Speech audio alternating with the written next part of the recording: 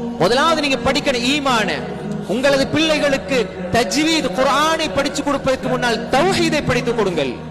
என் பிள்ளை குர்ஆன் ஓதுது அப்படி அல்ல, இருக்கத்தான் வேண்டும், ஆனால் முதன்மைப்படுத்த வேண்டும் தௌஹீதை, அகீதாவை.